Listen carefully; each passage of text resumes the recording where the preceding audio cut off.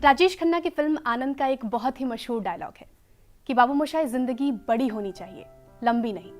यानी जो जिंदगी हमें आपको मिली है उसका सफर भले ही लंबा ना हो, पर ऐसा जरूर हो कि आने वाली पीढ़ियां यहाँ कुर्सी पर बैठे कैमरे के सामने आप पर लिखी किताबों और आपके जीवन में घटित घटनाओं का रेफरेंस देकर आपके बारे में बातें करें, आपकी उपलब्धियों पर आश्चर्य करें और आपके जैसे जिंदगी जीने के सपने देखें।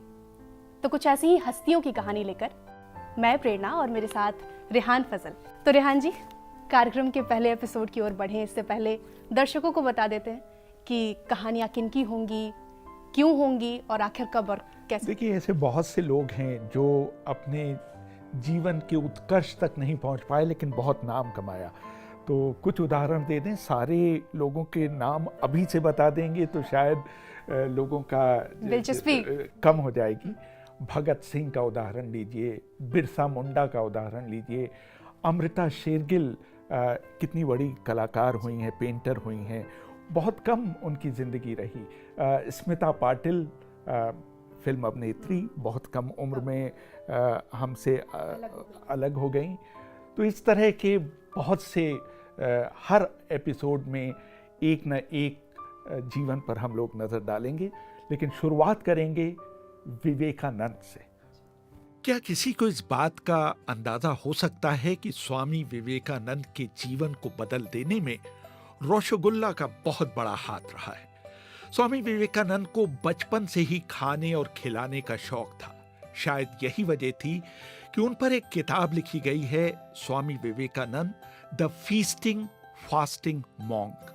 खाने में उनकी दिलचस्पी का अंदाजा इस बात से लगाया जा सकता है कि वेद और वेदांत पर कोई किताब खरीदने से कहीं पहले उन्होंने किश्तों पर फ्रेंच कुकिंग की इंसाइक्लोपीडिया खरीद ली थी। दुनिया के सारे फलों में उन्हें सबसे अच्छा लगता था अमरूद। इसके अलावा वो मुलायम नारियल में चीनी और बर्फ मिलाकर खाने के भी शौकीन थे। गांधी जी की तरह वो भी बकरी का दूध पिया करते थे। आइसक्रीम भी विवेकानंद की कमजोरी हुआ करती थी। उसको वो हमेशा कुल्फी कहते थे। अमेरिका के 0 से भी कम तापमान में विवेकानंद चॉकलेट आइसक्रीम खाने का कोई मौका नहीं छोड़ते थे। एक दिन उनके चचेरे भाई रामचंद्र दत्ता ने उनसे कहा कि वो उनके साथ दक्षिणेश्वर मंदिर चलें, जहां रामकृष्ण परमहंस हर आने वाले को रसगुल्ला खिलाते हैं। विवेकानंद ने अपने भाई से कहा कि अगर उन्हें वहां रसगुल्ला नहीं मिला तो वो रामकृष्ण के कान खींचेंगे। जाहिर है विवेकानंद को वहां निराश नहीं होना पड़ा और वो रामकृष्ण परमहंस के शिष्य बन गए।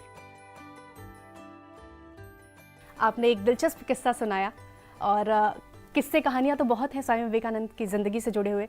शुरुआत उनके बचपन से करते हैं। नाम उनका कुछ और था जी, नरेंद्र नाथ उनको कहते थे। विवेकानंद उनका शुरुआती नाम नहीं था जी। और बचपन में बहुत ही, जिसे कहते हैं कि शैतान उद्दंड, नॉटी शब्द अंग्रेजी का अगर इसके लिए इस्तेमाल किया जाए तो बहुत सही होगा। और उनको शांत करने के लिए उनको सजा ये दी जाती थी कि उनके सिर पर ठंडा पानी डाल दिया जाता था। और शुरू से ही जो तमाम साधु संत आते थे उनके पीछे भागने का उनको बहुत शौक था, बड़ा फैसिनेशन था। जो ये साधु लोग घर घर जाते थे उनको, और कई एक आध बार तो ऐसा हुआ कि घर की कई चीज़ें वो साधुओं को चुपके से दे आते थे कि एम्ब्रॉयडरी कढ़ी हुई धोती थी उनकी माँ की, वो उन्होंने साधु को दे दी। तो नतीजा ये हुआ कि जब कोई साधु की आवाज़ सुनाई देती थी तो उनको कमरे में बंद कर दिया जाता था कि ये बाहर निकले ना। 12 जनवरी 1863 को उनका जन्म हुआ था विवेकानंद का कोलकाता में। और पूरे अपने जीवन में, बचपन में वो रामायण से बहुत प्रभावित रहे। बहुत गजब की उनकी याददाश्त थी, बल्कि कहा जाता है कि कई किताबें वो कंठस्थ कर लेते थे एक बार देखने से ही। और बड़ी छोटी उम्र में जब लोग अक्षर को पहचानना सीख रहे होते थे बच्चे, वो पढ़ना और लिखना सब उनको आ गया था। तो पढ़ने लिखने की बात हो गई, इसके अलावा और क्या शौक थे? मतलब सुना है कि गाने का उनको शौक था और हारमोनियम भी बजा लेते थे। जी जी, गाने, बहुत अच्छे गायक थे और बाकायदा उन्होंने ट्रेनिंग ली थी क्लासिकल, इंस्ट्रूमेंटल और वोकल म्यूज़िक की, और बहुत अच्छा वो गाते थे, और पखावज बजाते थे, सितार बजाते थे, और तबला भी बजाते थे। इसके अलावा उनके शौक थे, उनको रेसलिंग का बड़ा शौक था, और स्टिक फेंसिंग तो आमतौर से तलवारबाजी होती है, लेकिन वो डंडे से एक तरह से तलवारबाजी किया करते थे। उनको नौकायन का बहुत शौक था, घुड़सवारी करना बहुत पसंद करते थे। तो इस तरह के उनके शौक थे, और शतरंज में भी उन्होंने महारत हासिल कर ली थी। शतरंज बहुत अच्छा खेलते थे। 1883 में प्रेसिडेंसी कॉलेज से उन्होंने बीए किया था, और फिर विद्यासागर कॉलेज से उन्होंने लॉ की डिग्री ली थी। वो ऑक्सफोर्ड भी जाना चाह रहे थे, लेकिन उनके पिता की मृत्यु हो गई थी, जिसकी वजह से वो विलायत नहीं जा पाए। पिता अटॉर्नी थे? जी अटॉर्नी थे। माँ चाहती थी कि घर गृहस्थी बस जाए, शादी कर लें, लेकिन विवेकानंद बहुत रिपल्सिव थे शादी को लेकर। माता पिता दोनों, हर माता पिता की इच्छा होती है कि उसके बेटे की शादी हो, और ये पसंद नहीं करते थे ये शादी नहीं। लेकिन फिर भी इनके पिता ने एक बड़ी अच्छे खानदान की लड़की से इनकी शादी तय की, लेकिन शादी के होने से कुछ समय पहले ही इनके पिता का देहांत हो गया। और फिर रामकृष्ण परमहंस जो इनके गुरु थे, उनका भी मानना था कि इनको शादी के बंधन में नहीं बनना चाहिए, बल्कि उनका कहना था कि किसी एक व्यक्ति या किसी एक परिवार के विवेकानंद नहीं है, पूरी दुनिया का उनके ऊपर हक है। तो इस तरह से उन्होंने सोचा कि वो एक, जिसे कहते हैं, ब्रह्मचारी का जीवन बिताएंगे। शादी तो बहुत से लोग नहीं करते हैं, लेकिन ब्रह्मचारी का जीवन बिताना बहुत कम लोग तय करते हैं, और एक साधु की जिंदगी पूरी उम्र जिएंगे। और इसमें उनका समर्थन किया उनके गुरु रामकृष्ण परमहंस ने। प्रभाव काफ़ी था उनका उनके जीवन पर। और रामकृष्ण परमहंस से जो पहली मुलाकात हुई उनकी, उसके बारे में बताइए। मतलब पहला इंप्रेशन तो जहाँ तक मैंने पढ़ा है काफ़ी उन्हें विचित्र नजर आए थे। देखिए 1881 में पहली बार वो रामकृष्ण परमहंस से मिले, और शुरू का इंप्रेशन बड़ा, जिसे कहा जाता है कि बहुत अच्छा नहीं था। अब वो समझते थे कि ये कल्पना लोक में यकीन करते हैं, और मतलब वो फिर धीरे धीरे उन्होंने उन्हें ऑब्जर्व करना शुरू किया, और फिर उनके प्रभाव में वो आते चले गए। और उनको सबसे अच्छी बात ये लगी परमहंस की कि उनकी समझ में ईश्वर की सबसे अच्छी सेवा करना मानव जात की सेवा करना है, मतलब ह्यूमैनिटी की सेवा करना। इस बात ने उनको बहुत प्रभावित किया। और फिर 1885 आते आते रामकृष्ण परमहंस के गले में कैंसर हो गया।